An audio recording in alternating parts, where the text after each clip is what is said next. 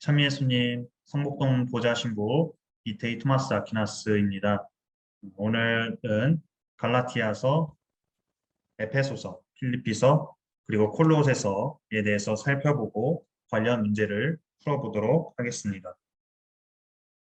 먼저 갈라티아서에 대한 내용을 살펴볼게요. 갈라티아서는 깊은 신학적 통찰과 그리스도인의 삶에 대한 시대를 초월한 실천적 원고를 담고 있습니다.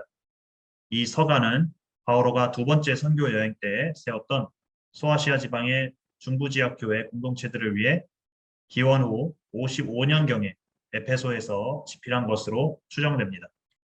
바오로는 갈라티아인들을 선교한 뒤에 다른 일부 유다계 그리스도인 선교사들이 그들에게 모세의 율법을 지켜야 한다라고 말함으로써 그들을 동요하게 한 사실을 듣고 이 편지를 쓸 생각을 하게 되었습니다. 이들은 율법의 준수를 주장하면서 바오로의 권위에 직접 도전하였죠. 이에 바오로는 거짓 교사들에 대해 격분하였습니다. 또 그가 개종시킨 사람들이 그들의 말을 따를까 봐 매우 걱정하였죠. 그리하여 바오로는 갈라티아서를 집필함으로써 그리스도의 유일성을 선포하고 율법을 지킴으로써 구원을 얻으려고 애쓰는 사람들을 비판하며 자신이 설교한 내용이 아닌 다른 복음을 따르지 말도록 경고합니다. 자, 갈라티아서의 내용을 한번 살펴보겠습니다. 자, 머릿말 다음에 나오는 교리적인 부분이 있는데요. 이 부분은 적대자들의 비난에 대한 바오로의 답변이라고 할 수 있겠습니다. 크게 두 가지 내용을 이야기하고 있는데요. 첫 번째, 바오로는 예수님께서 자신에게 나타나 그분을 증언하라고 부르셨기에 자신이야말로 진정한 사도로 부르심을 받았음을 강조합니다. 자신이 예수님에게서 파견된 사도다라는 것을 확실히 하였죠. 그리고 바오로는 독자들에게 예루살렘 사도회의를 상기시키면서 거기서 교회 지도자들이 이민족들은 그리스도인이 되기 위해 할례를 받지 않아도 된다라고 결정하였고 또 자신의 설교가 정통하다는 것을 그들이 보증했음을 밝힙니다. 둘째, 바오로는 믿음이 하느님과의 올바른 관계를 맺게 한다는 중요한 진리를 설명하기 위해 구약 성경을 인용합니다. 그는 의화에 대해서 무척 강조하였는데요. 내가 율법을 준수해서 구원받는 게 아니라 주님의 구원 은총으로 우리가 의로워진다라는 이야기입니다. 바오로는 옛 율법을 준수하는 것이 구원을 보장하는 것이 아니라 주님이신 예수 그리스도에 대한 믿음만이 우리의 구원을 보장한다는 거죠. 예수님께 대한 믿음은 성령께 응답하도록 그리스도인들을 가르치는데 성령은 그들로 하여금 거룩한 삶을 살도록 이끄십니다. 예수님께서 오시기 전에 율법은 그 목적대로 역할을 잘 수행했습니다. 그러나 지금은 성령께서 그리스도인에게 자유와 책임을 요구하십니다. 사랑이라는 새 법은 훨씬 더 많은 것을 요구하죠. 예를 들어 볼까요? 10계명에서 사람을 죽이지 마라라는 계명이 있는데 이것은 단순히 직접적인 살인을 하지 말라라는 계명을 뛰어넘는 계명이에요.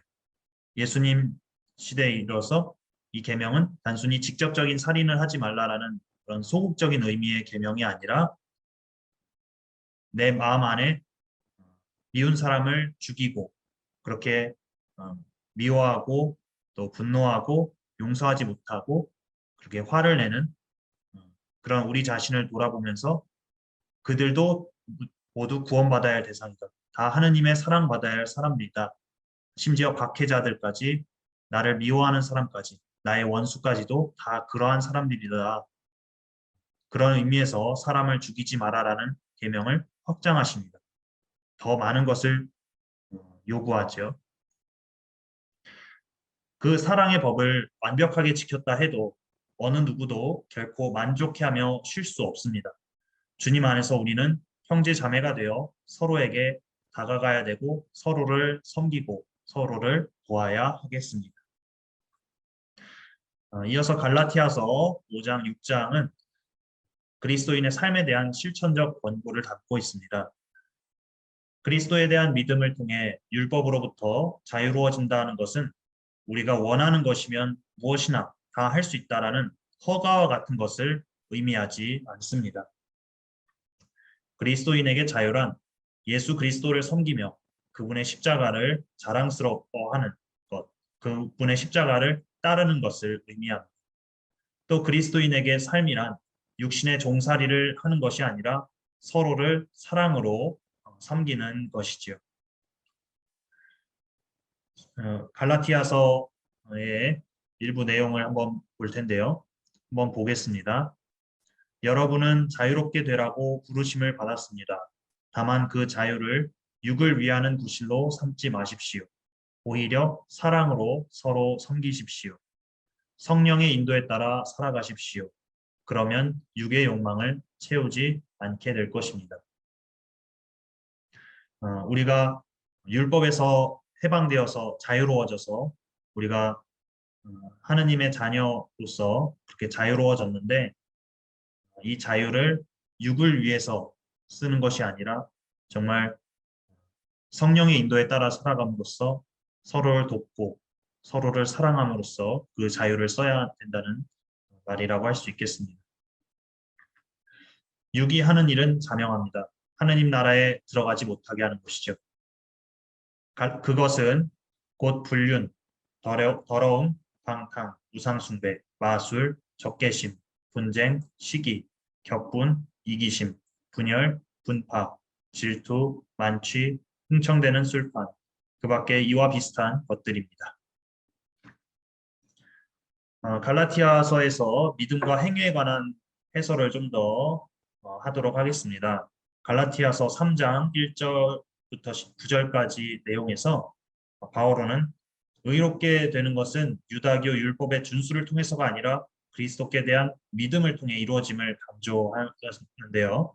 그가 이렇게 말하는 것이 마치 선행, 착한 행위가 중요하지 않다. 그 착한 행위의 중요성을 부인하는 것이 다라고 볼 수가 없다는 거죠. 오히려 바오로는 믿음과 행위가 친밀하게 연결되어 있음을 말합니다. 갈라티아서 5장 6절의 말씀입니다. 많이들 아시는 내용일 겁니다. 사랑으로 행동하는 믿음만이 중요할 따름입니다. 믿음은 본질적인 것이죠. 하지만 믿음에 따른 착한 행위도 본질적인 것입니다. 우리는 그리스도를 믿으면서 일상적 삶의 행위에서도 그리스도를 본받아야 하겠습니다. 이어서 에페소서에 관한 설명을 하겠습니다. 전통적으로 에페소서는 기원 후 62년경 바오로가 로마에 갇혀 있을 때 썼다고 여겨져 왔습니다. 그러나 오늘날 성서학자들은 에페소서를 바오로의 서기 또는 측근 제자가 90년대에 쓴 작품일 가능성이 높다라고 결론 짓습니다. 이 서간이 콜로새서에서 다루어진 일부 주제들에 대해 더 명확히 끄집어내서 다루고 있기 때문이죠. 저자는 자신이 쓴 이 서간에 권위를 부여하고자 바오로의 이름과 바오로에 관한 자료를 적절히 사용하였습니다. 서간 내용은 바오로의 신학과 저작을 정통적으로 발전시켰습니다. 에페소서는 일종의 신학적 소논문에 가까운 작품이라 할 수 있겠는데요. 편지라기보다는 어떤 신학적인 소논문, 논문과 같은 어조를 띠고 있습니다. 그래서 다소 인간미가 없고 좀 더 신학적인 내용을 더 다루고 있죠. 따라서 원래 이 서간은 소아시아의 여러 교회에서 읽히도록 의도된 회람 서간이다라고 추정되기도 합니다. 에페소서의 구조를 보면 짧은 인사말을 바오로가 한 다음에 본격적인 본문 내용이 나오는데요. 서간의 본문은 크게 두 부분으로 나뉩니다. 첫 번째는 교회와 관련된 구원의 신비, 두 번째는 그리스도인이 하나 되어 살 것을 권고하는 두 부분입니다. 그리고 티키코스를 보낸다는 말과 함께 신자들에게 축복의 기도를 바치면서 에페소서를 마무리합니다. 에페소서의 내용을 한번 보겠습니다. 에페소서는 그리스도의 몸이자 그분의 아내로서 그려진 교회에 대한 바오로의 신학을 제시합니다. 또한 이 서가는 그리스도 안에서 다른 민족과 유다인이 하나됨을 강조하죠. 에페소서는 먼저 예수 그리스도를 통해 우리를 구원하시려는 하느님 계획에 대한 진술로 시작합니다. 그리스도를 믿는 사람들은 성령의 인장을 받아 그리스도의 몸인 교회를 형성합니다. 하느님은 자비로우시게도 다른 민족들도 교회로 불러들이셔서 유다인과 하나가 되어 주님 안에서 거룩한 성전, 하느님의 거처가 되도록 하십니다. 이것이 에페소서 1장부터 2장까지의 내용이고요. 바오로의 사도직은 모든 다른 민족들을 교회로 이끌어들이는 하느님 계획의 일부로 상기됩니다. 신자들은 그리스도와 하나이기에 거룩하게 일치하여 평화롭게 살아야 합니다. 그래야 그리스도의 몸이 교회가 머리이신 그리스도 아래에 건설됩니다. 그리스도인은 죄를 피하고 그리스도의 빛 안에서 살아야 합니다. 한편 남편과 아내는 마치 그리스도가 교회를 사랑하시듯이 서로 사랑해야 하며 가족은 서로 존경해야 합니다. 나중에 뒷부분에 이 부분에 대해 더 추가 설명을 해드리겠습니다. 우리는 모두 악마의 관계에 맞서 하느님의 무기로 완전히 무장하고 끝까지 훌륭한 싸움을 해야 한다. 라고 바오로는 말합니다. 여기까지가 에페소서 3장부터 6장까지의 내용입니다. 우리가 사람하고 싸우는 게 아니라 악의 세력과 싸운다는 것을, 그렇기 때문에 사람을 해치고 미워하고 해코지를 하는 것이 아니라 악의 세력에 맞서서 영적인 투쟁을 해야 한다는 것입니다. 우리의 전투 상대는 인간이 아니라 권세와 권력들과 이 어두운 세계의 지배자들과 하늘에 있는 악령들입니다. 에페소서 6장 12절의 말씀입니다. 에페소서는 바오로가 그의 친구이자 콜로세 신자들에게 편지를 전달하기도 했던 충실한 일꾼인 티키코스에게 이 편지를 맡기는 것으로 마무리됩니다. 자, 에페소서 중에서 남편과 아내에 대한 그 언급을 했는데요. 이에 대해서 신자들이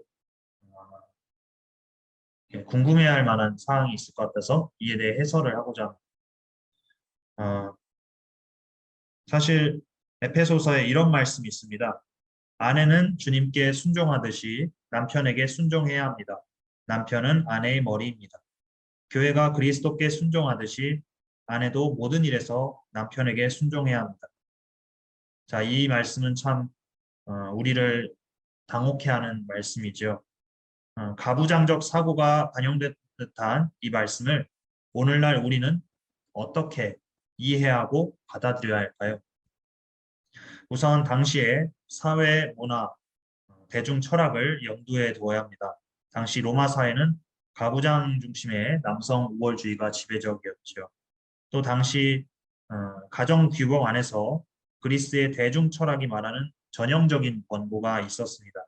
그것은 그리스의 대가족 제도 안에서 다양한 문화를 가진 사람들이 결혼하면서 생길 수 있는 그런 충돌과 분열을 막기 위한 것이었습니다. 이러한 당시의 가부장 중심의 가정 규범이 당시 사회상에는 적합했을 수는 있겠지만 모든 시대에 통용되지는 않죠. 하지만 에페소서 저자는 당시 사람들에게 널리 퍼졌던 이 그리스 대중 철학의 권고, 이 가정 규범을 받아들이되 그냥 받아들이지 않고 그 권고를 그리스도교적으로 바꾸어 놓습니다. 다시 말해 당시 남편과 아내에 대한 통용된 생각을 그리스도교적 관점에서, 즉 그리스도와 교회의 관계를 나타내는 표상으로 새롭게 이해했던 거죠. 자, 에페소서 5장 21절을 보면 이런 말씀이 있습니다. 그리스도를 경외하는 마음으로 서로 순종하십시오. 단지 일방적으로 아내가 남편에게 순종하는 것이 아니라 서로 상대를 존중하고 상대방의 말을 들으라는 뜻입니다. 그래서 사실 이 서간이 아내에 대한 남편의 우월성을 조장하지는 않습니다. 더 부연 설명을 하자면요. 여기서 에페소서 저자는 남편을 그리스도에 비유하는데요. 그리스도께서 어떻게 행동하셨나요? 그것을 한번 보아야 합니다. 그리스도께서는 교회를 위해 어떤 행동을 하십니까? 그리스도는 교회를 구원하고 교회를 사랑하며 교회를 위해 자신을 희생하고 교회를 거룩하고 아름답게 만들었습니다. 구원한다는 것은 보호하고 해방시킨다는 의미도 같습니다. 그렇게 남편은 아내의 인격과 진정한 자아를 보호해야 하고 그녀를 자유로 이끌어야 할 책임이 있습니다. 남편의 사랑은 아내를 위한 희생으로 표현되죠.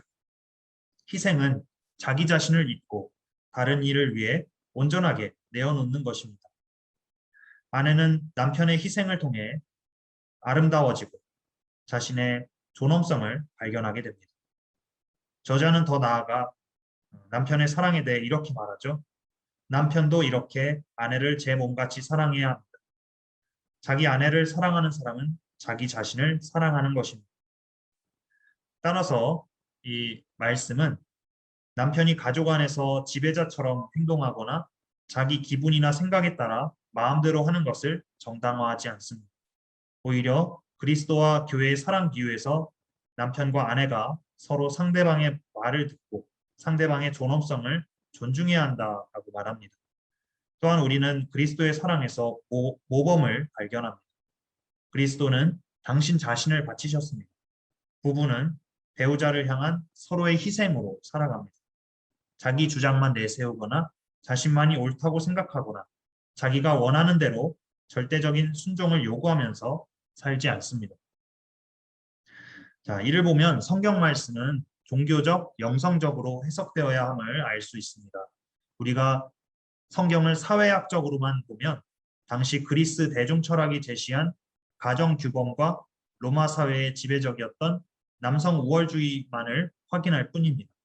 하지만 성경은 종교적이고 영성적인 의미를 드러내기 위해 당시 지배적이었던 철학의 내용과 문화를 받아들였습니다. 그렇게 해서 당시 문화를 새롭게 재해석하고 말씀이 신자들에게 새로운 의미를 갖도록 하였죠. 결론적으로 말씀드리자면 그리스도가 사도들의 발을 씻겨주시고 당신 생명을 교회를 위해 바치셨기에 이 서간이 실제로 권하는 것은 이렇게 남편과 아내가 서로를 대하는데 그리스도의 사랑과 겸손과 자비를 본받으다라는 것입니다. 그렇게 남편과 아내가 서로 존중하고 사랑이라 무조건 남편의 말만 순종하는 것이 아니라 서로 존중하고 서로의 말을 귀담아 듣고 서로를 그렇게 사랑이라 이러한 말씀이라고 할 수 있겠습니다. 이어서 필리피서를 살펴보겠습니다. 필리핀은 로마 제국의 속령인 마케도니아의 북동 지역에 있던 유명한 도시였습니다.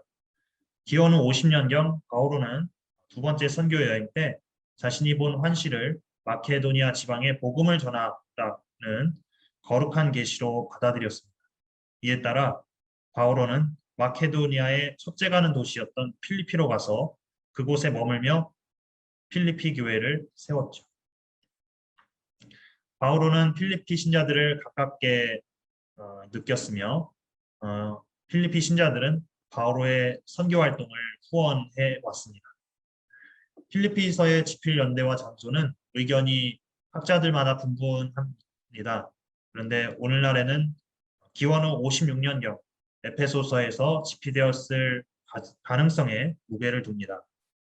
에페소와 필리피가 서로 가깝고 또 서간에 나온 바오로와 필리피 신자들 간의 잦은 접촉을 보다 더 잘 설명할 수 있기 때문입니다.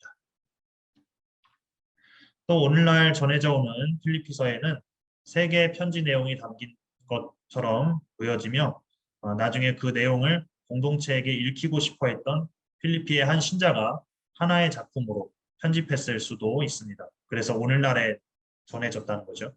또는 이 필리피서가 그냥 바오로가 쓴 한 통의 편지다라고 보는 시각도 있습니다. 이것도 일견 맞는데요. 머릿말과 맺은말이 한 번씩만 나오고 바오로가 의식의 흐름에 따라서 다양한 주제를 갖고 쓸 수도 있었기 때문이죠.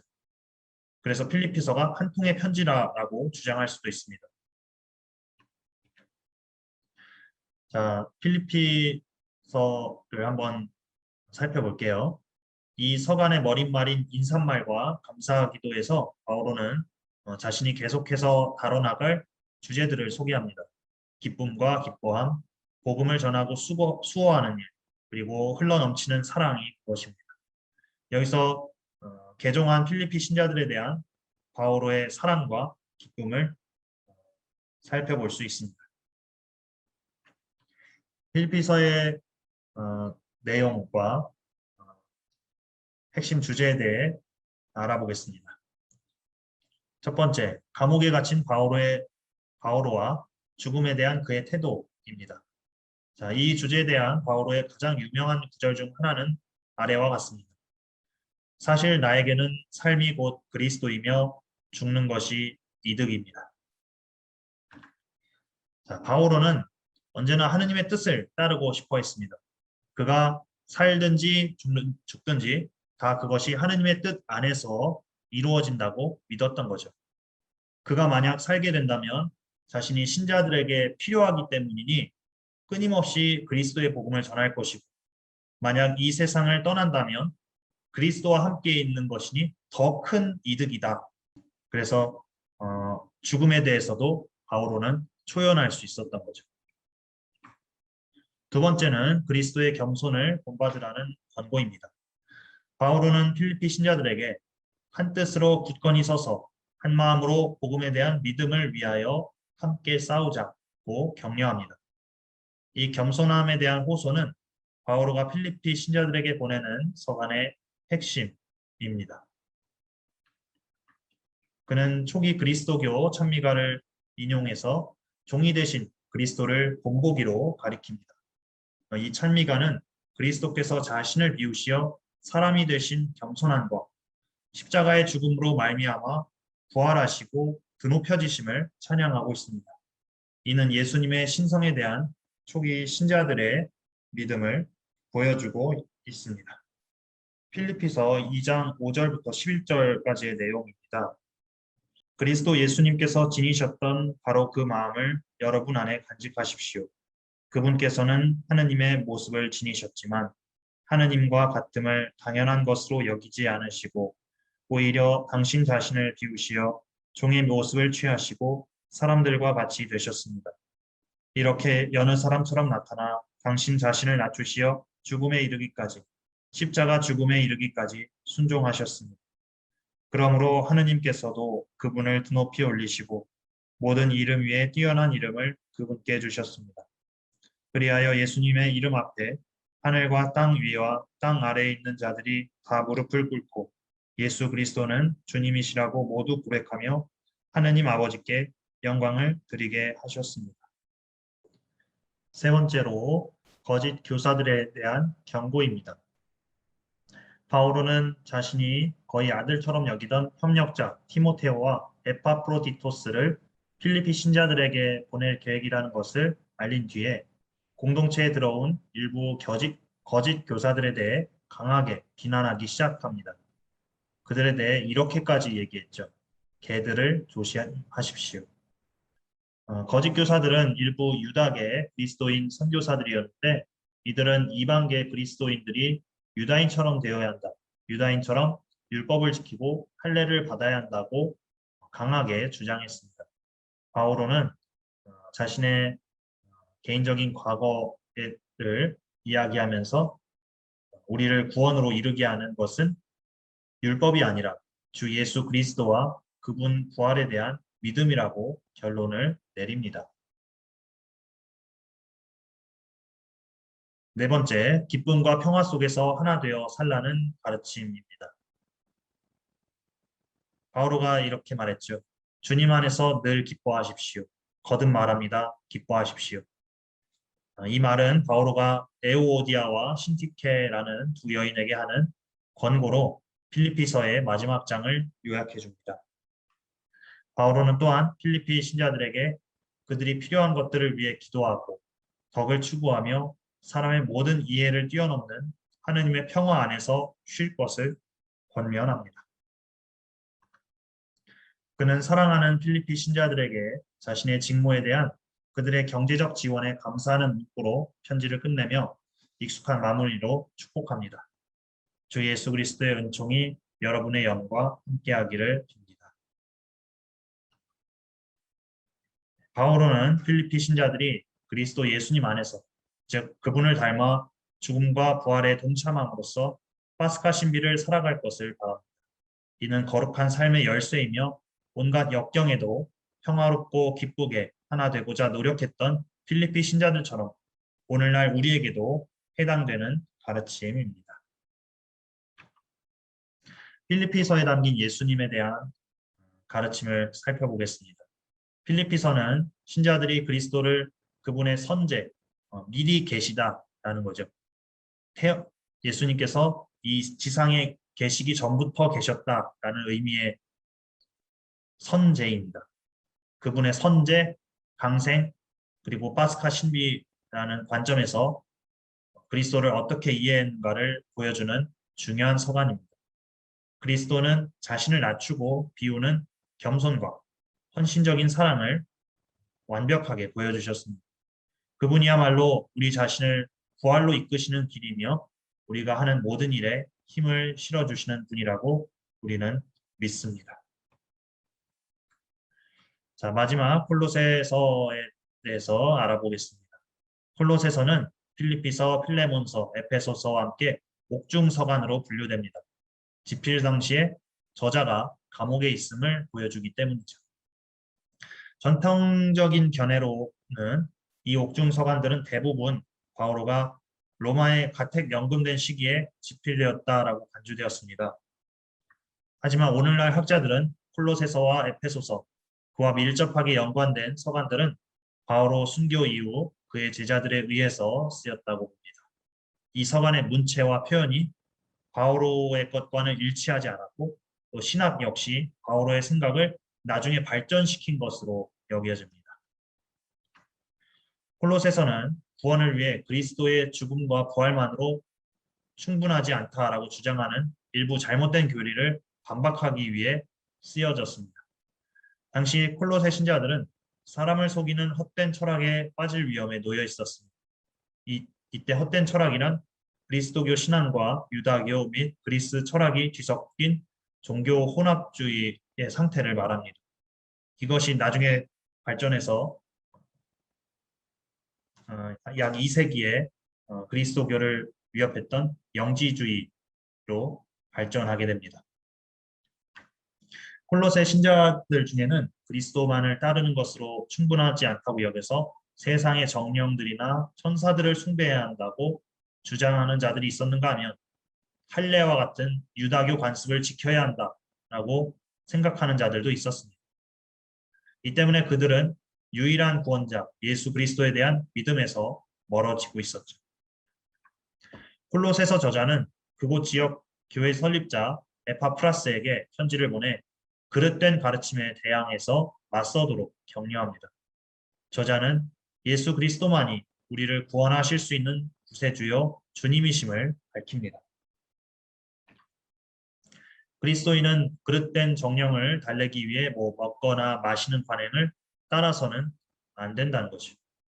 오늘날에도 점을 본다든지 사주를 본다든지 그런 것들이 다 하느님을 믿지 못해서 하느님께서 우리를 돌보시고 지켜주시고 우리와 함께 하시는데 그것을 믿지 못하고 불안해서 다른 것을 하느님이 아닌 다른 우상을 찾는 행위인 거죠. 우리는 그런 것을 하지 않도록 해야 하겠습니다. 그리스도인은 지금 예수님의 죽음과 부활에 참여하고 있습니다. 그분의 죽음과 부활이 우리에게 자유와 생명을 가져다 준다고 우리는 믿습니다. 따라서 그리스도인은 그분의 제자로서 악행을 피하고 덕행을 쌓으며 살아야 합니다. 참된 그리스도인은 다른 이들을 사랑하는 가운데 예수님을 닮은 삶을 살기 위해 죄로부터 돌아서야 합니다. 콜로새서에서 가장 중요한 구절은 예수 그리스도의 탁월한 위치와 역할을 강조하기 위해 인용된 유명한 찬미가입니다. 그분은 보이지 않는 하느님의 모상이시며 모든 피조물의 맞이이십니다. 만물이 그분 안에서 창조되었기 때문입니다.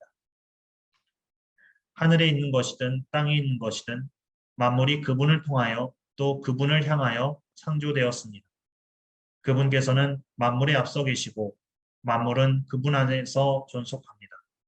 그분은 또한 당신 몸인 교회의 머리이십니다. 그분은 시작이시며 죽은 이들 가운데에서 맞이이십니다. 콜로새서는 우리에게 우리 구세주여 주님이신 그리스도를 바라보라고 하며 그리스도와 우리의 결합과 오늘날 세상에서 그리스도가 되라는 소명을 받은 사람들로서의 우리의 특권을 상기시킵니다. 또한 인간 존재로서의 우리의 운명을 지적하면서 우리에게 그리스도께서 하느님의 오른쪽에 앉아 계십니다. 위에 있는 것을 생각하고 땅에 있는 것은 생각하지 마십시오. 라고 일러주고 있습니다. 위에 있는 것은 바로 하느님이겠죠. 땅에 있는 것은 지나가고 없어질 이 세상 것이라고 할 수 있겠습니다. 우리는 세상에 살면서도 세상 것을 이용하면서도 거기에 얽매이거나 집착하지 않고 하느님께로 향하고 하느님을 위해서 그 모든 것들을 사용하고 바라보고 대할 수 있어야 하겠습니다.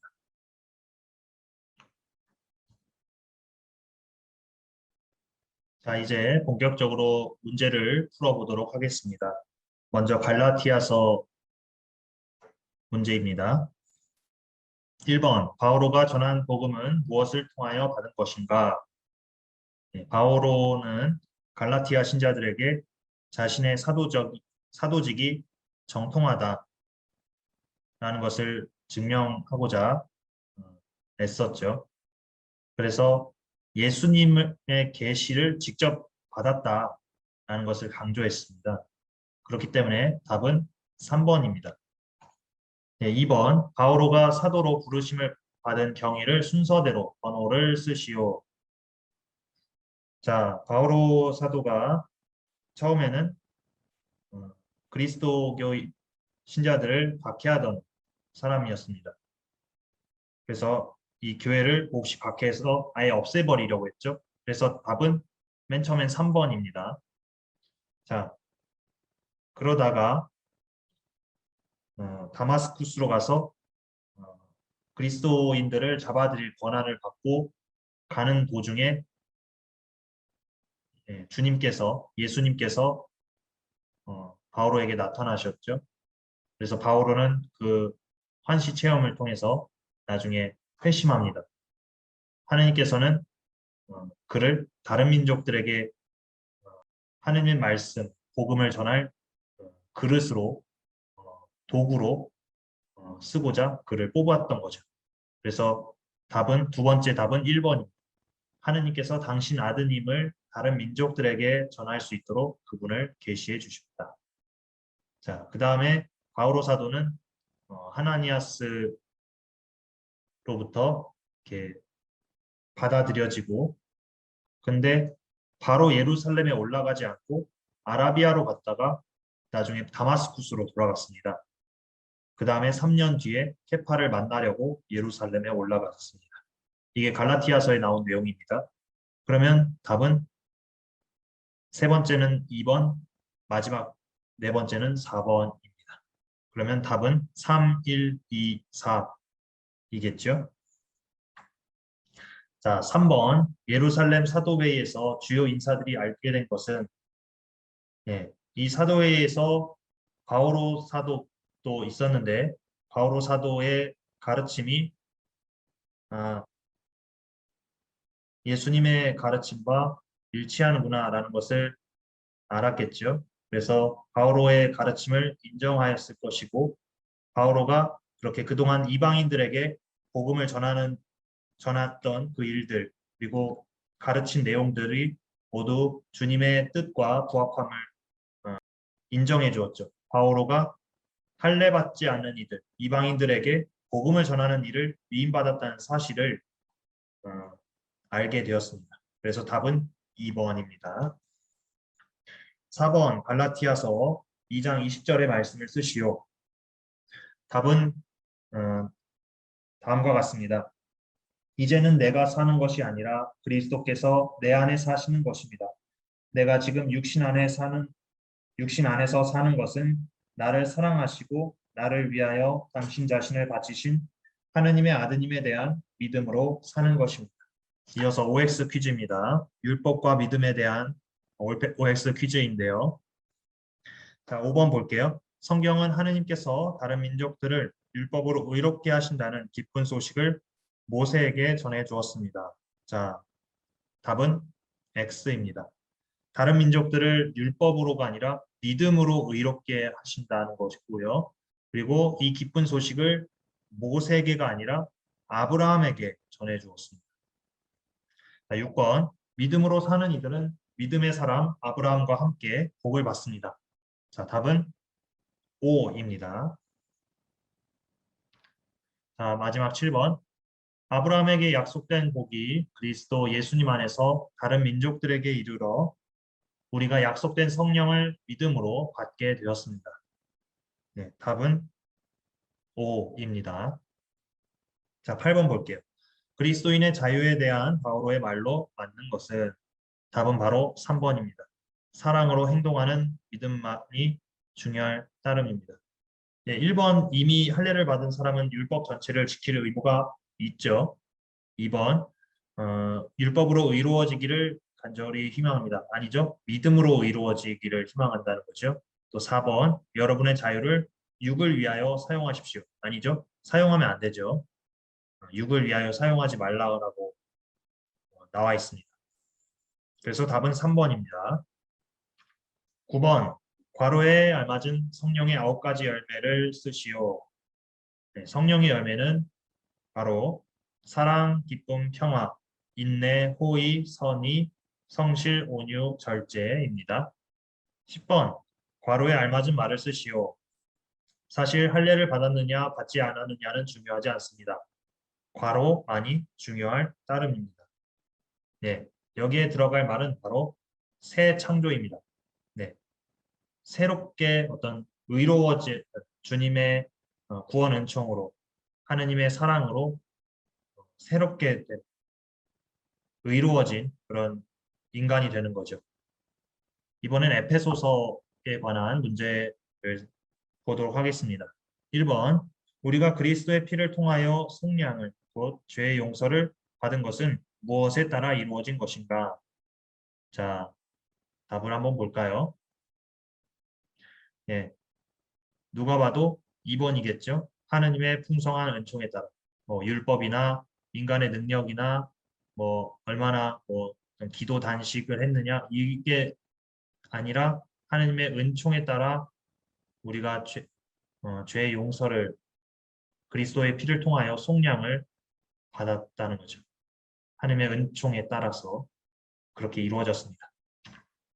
2번 그리스도 안에서 미리 세우신 하느님 선의에 따라 우리에게 알려주신 당신 뜻의 신비는 자 1번 때가 차면 하늘과 땅에 있는 만물을 그리스도 안에서 그분을 머리로 하여 한데 모으는 계획. 예, 답 바로 나왔네요. 1번입니다.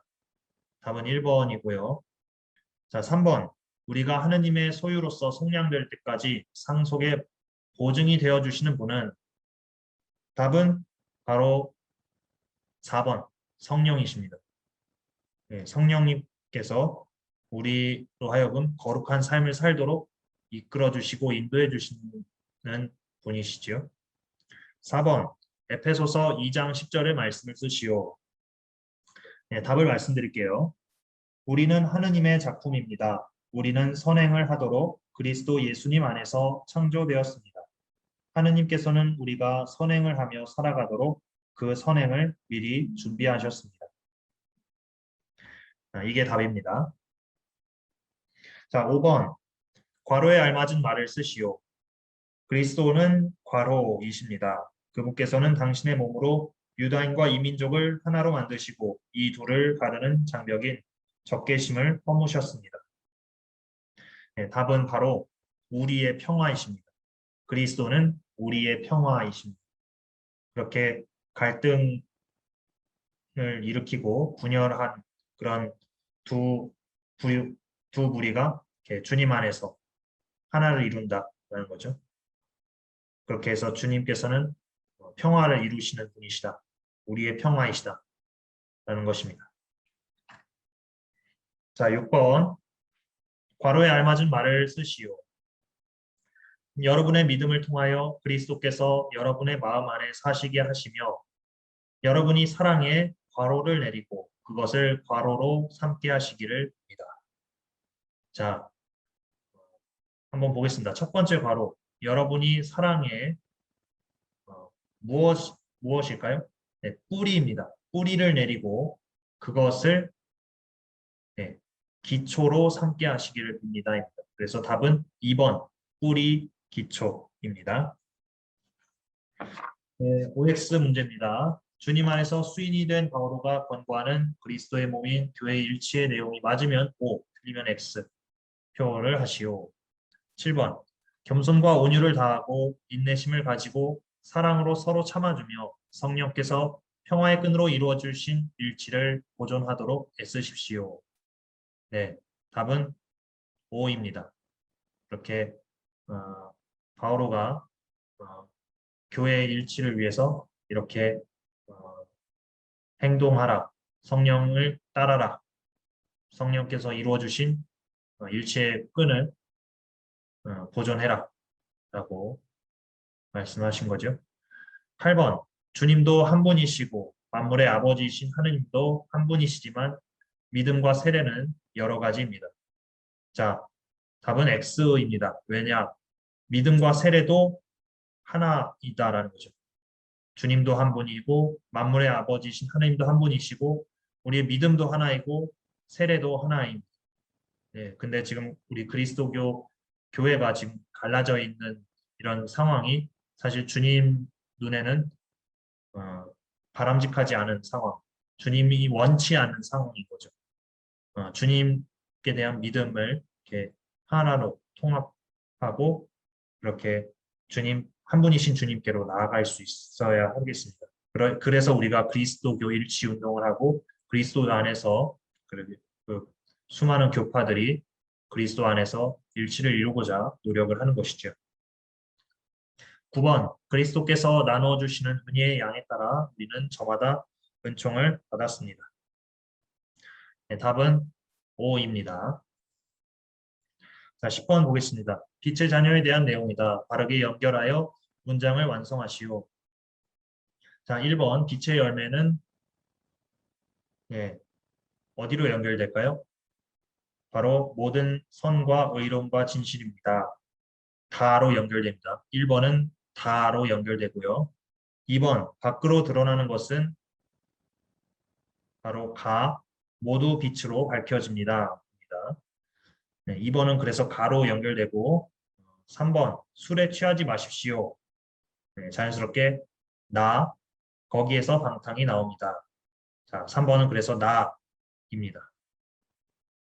1번은 다, 2번은 3번은 나 이렇게 연결됩니다. 11번 악마의 관계에 맞설 수 있도록 무장시키는 하느님의 무기를 모두 고르시오. 1번 의로움의 갑옷 맞습니다. 정답이고요. 2번 믿음의 방패 맞습니다. 그래서 답은 1번, 2번이고요. 3번 악한 자가 쏘는 불화살 아니죠. 4번 정령들의 칼 정령을 믿지 말라고 했죠. 그러면 답은 1, 2번이네요. 자, 12번 에페소서 6장 18절의 말씀을 쓰시오. 답은 다음과 같습니다. 여러분은 늘 성령 안에서 온갖 기도와 간구를 올려 간청하십시오. 그렇게 할수록 인내를 다하고 모든 성도들을 위하여 간구하며 깨어 있으십시오. 입니다. 십자말풀이입니다. 가로 열쇠 먼저 보겠습니다. 여러분도 그리스도 안에서 성령을 통하여 땡땡땡땡 땡땡로 함께 지어지고 있습니다. 네, 답은 바로 하느님의 거처입니다. 3번. 이는 하느님께서 우리 주 그리스도 예수님 안에서 이루신 땡땡땡땡땡에 따른 것입니다. 네, 답은 바로 영원한 계획입니다. 세로 열쇠 보겠습니다. 가. 그때는 여러분이 그리스도와 관계가 없었고 이스라엘 공동체에서 멀리 떨어져 있었으며 땡땡땡땡땡과도 무관하였고 이 세상에서 아무 희망도 가지지 못한 채 하느님 없이 살았다는 사실을 기억하십시오. 네, 답은 약속의 계약입니다. 자, 마지막 나 보겠습니다. 그리스도 안에서 전체가 잘 결합된 이 건물이 주님 안에서 땡땡땡땡땡으로 자라납니다. 거룩한 성전입니다. 주님 안에서 거룩한 성전으로 자라납니다. 자, 이번에는 필리피서에 관한 문제를 살펴보겠습니다. 1번, 바오로의 간절한 기대와 희망을 모두 고르시오. 자, 하나씩 보겠습니다. 1번, 이 세상에 살면서 필리피의 성도들과 함께 있는 것. 글쎄요. 그러한 희망을 과 기대를 가졌던 것 같지는 않습니다. 그거와 조금 거리가 멀고요. 2번, 성도들의 기도로 감옥에서 풀려나는 것. 감옥에서 풀려나는 것을 이렇게 간절히 바라고 그러지는 않았던 것 같습니다. 3번, 어떠한 경우에도 부끄러운 일을 당하지 않는 것. 예, 이게 답이죠. 4번, 살든지 죽든지 그의 몸으로 아주 담대히 그리스도를 찬양하는 것. 예, 이것도 답이죠. 답은 3번, 4번입니다. 바오로는 현세에서 어떤 사람들과 지낼까, 또 어떤 조건이 처해질까, 이것에 연연하거나 그것을 바라기보다는 오직 주님만을 따르고 하느님의 뜻을 찾고 실행하는 것, 그리스도의 복음을 전하고 그리고 죄를 짓지 않고 부끄러운 일을 당하지 않는 그런 것을 훨씬 더 중요시하였고 그것에 대한 간절한 기대와 희망을 드러내었던 거죠. 자, 2번 괄호에 알맞은 말을 순서대로 쓰시오. 자, 한번 보겠습니다. 그리스도 예수님께서 지니셨던 바로 그 마음을 여러분 안에 간직하십시오. 그분께서는 하느님의 모습을 지니셨지만 하느님과 같음을 당연한 것으로 여기지 않으시고 오히려 당신 자신을 답이 뭘까요? 비우시어입니다. 오히려 당신 자신을 비우시어 종의 모습을 취하시고 사람들과 같이 되셨습니다. 이렇게 여느 사람처럼 나타나 당신 자신을 답은 낮추시어입니다. 당신 자신을 낮추시어 죽음에 이르기까지 십자가 죽음에 이르기까지 순종하셨습니다. 3번 바오로가 에우오디아와 신티케에게 한 권고로 맞는 것은 이 두 여인에게 권고를 여러 가지 했었는데 필리피서 4장 2절의 말씀을 보면 답은 바로 2번입니다. 주님 안에서 뜻을 같이 하십시오입니다. 4번 괄호에 공통으로 들어갈 말을 쓰시오. 주님 안에서 늘 괄호 거듭 말합니다. 괄호 여러분의 너그러운 마음을 모든 사람이 알 수 있게 하십시오. 주님께서 가까이 오셨습니다. 답은 바로 기뻐하십시오입니다. 주님 안에서 늘 기뻐하십시오. 거듭 말합니다. 기뻐하십시오. 기쁨은 고생 끝에 오는 것이기도 하죠.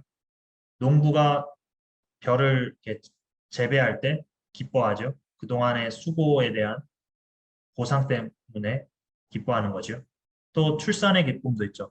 아이를 낳을 땐 무척 고통스럽지만 아이를 낳고 나서는 무척 기쁘죠. 그리고 등산할 때도 기쁘죠. 우리가 등산할 때는 이렇게 산에 오를 때는 힘들지만 정상에 오를 때는 이렇게 무척 기쁘죠. 그래서 우리는 기쁨의 삶을 이렇게 살 수 있어야 합니다. 고생 뒤에 기쁨이 온다는 것을 기억하면서 지금 현재 고난과 어려움에 처해 있다면 주님과 함께 동행하고 주님께 그런 어려움을 맡기면서 함께 그 어려움을 묵묵히 잘 이겨내고 주님 뜻을 따름으로써 이렇게 기쁨을 이렇게 간직하고자 이렇게 희망을 간직하면서 잘 지내면 좋겠습니다. 즐거움은 노력 없이 그냥 즐거운 건데 그것은 일시적으로 그냥 사라지는 것이에요. 하지만 기쁨은 그렇게 고생과 어떤 수고와 고통 뒤에 기쁨이 따라온다는 것. 이것이 즐거움과의 결정적인 차이라고 할 수 있겠습니다. 어떤 노력과 수고와 고생 없이 얻는 것은 금방 잊혀지고 그냥 사라지죠. 예를 들어 뭐 게임이라든지 뭐 그런 것들이 있겠죠. 그런 것들은 뭐 노력이 없이 그냥 즐기다가 나중에는 공허해지죠. 우리는 즐거움의 삶이 아니라 기쁨의 삶을 살아야겠습니다. 자, 5번 필리피서 4장 13절의 말씀을 쓰시오. 나에게 힘을 주시는 분 안에서 나는 모든 것을 할 수 있습니다. 이것이 답입니다. 자, 이제 콜로새서입니다. 1번 바오로가 콜로새 신자들을 위하여 기도할 때면 늘 하느님께 감사를 드리는 이유를 모두 고르시오. 자, 보겠습니다. 1번 그들이 많은 병자를 고치는 기적을 일으키고 있기 때문에 좀 거리가 먼 것 같아요. 2번 그리스도 예수님에 대한 그들의 믿음을 전해 들었기 때문에 그렇습니다. 예, 2번이 답이고요. 그래서 하느님께 감사드리는 것입니다. 자, 3번 그들이 황제 집안 사람들과 서로 친교를 이루고 있기 때문에 이런 세상적인 것과는 거리가 멀었죠. 바울은요. 거기에 관심을 두지 않았습니다. 4번 모든 성도를 향한 그들의 사랑을 전해 들었기 때문에 네, 답은 4번이죠. 2번, 4번입니다. 예, 2번 그리스도 찬가입니다. 괄호에 알맞은 말을 순서대로 쓰시오. 그분은 보이지 않는 하느님의 모상이시며 모든 피조물의 맞이이십니다. 만물이 답은 그분 안에서 창조되었기 때문입니다. 하늘에 있는 것이든 땅에 있는 것이든 보이는 것이든 보이지 않는 것이든 왕권이든 주권이든 권세든 권력이든 만물이 그분을 통하여 또 그분을 향하여 창조되었습니다. 예, 괄호 채워졌죠. 첫 번째는 그분 안에서 창조, 두 번째 괄호는 그분을 향하여 창조입니다. 3번 콜로새서 2장 12절의 말씀을 쓰시오. 자, 답을 말씀드리겠습니다. 여러분은 세례 때 그리스도와 함께 묻혔고 그리스도를 죽은 이들 가운데서 일으키신 하느님의 능력에 대한 믿음으로 그리스도 안에서 그분과 함께 되살아났습니다. 자, 4번 괄호에 알맞은 말은 여러분 안에 있는 현세적인 것들, 곧 불륜, 더러움, 욕정, 나쁜 욕망, 탐욕을 죽이십시오. 탐욕은 괄호입니다. 답은 바로 1번 우상숭배입니다. 탐욕은 우상숭배라는 거죠. 우상숭배는 하느님께서 가장 싫어하는 것 중 하나인데요. 하느님만을 섬기고 하느님만을 따르고 하느님께만 의지해야 하는데 우상에게 의지하는 것은 하느님 마음을 아프게 하는 일입니다. 우상은 결국 우리의 희생을 요구합니다. 한번 예를 들어 볼까요? 오늘날의 우상이라면 어떤 출세주의라고 할 수 있겠습니다. 자녀가 이렇게 학원에 가서 열심히 공부해서 정말 1등해서 뭐 세상에서 이름을 날리고 출세한다든지 이러한 것을 지향하면서 아이를 기른다고 했을 때 아이는 무척 시간과 삶을 희생해야겠죠. 그러면서 아이는 이렇게 지치고 힘들어하고 또 부모님을 원망할 수도 있고요. 하지만 우리가 하느님을 숭배할 때 하느님은 우리를 위해 아드님을 내어주셨습니다. 하느님께서 당신의 사랑하는 아들을 우리를 위해 바치셨다는 거죠. 그런 의미에서 우상은 우리에게 희생을 요구하지만 하느님은 우리가 아닌 아드님, 당신의 가장 소중한 것까지도 희생하시는 그런 사랑을 우리에게 드러내신 그렇기 때문에 우리가 자연스럽게 하느님께 감사와 찬미, 하느님 경배를 드리는 것이죠. 그 사랑에 힘입어서 우리가 살아가고 그래서 그 사랑으로 다른 이들을 소중히 여기고 존중하고 사랑해야 하겠습니다. 자, 마지막 문제입니다. 콜로새서 4장 2절의 말씀을 쓰시오. 답은 바로 기도에 전념하십시오. 감사하는 마음으로 기도하면서 깨어 있으십시오.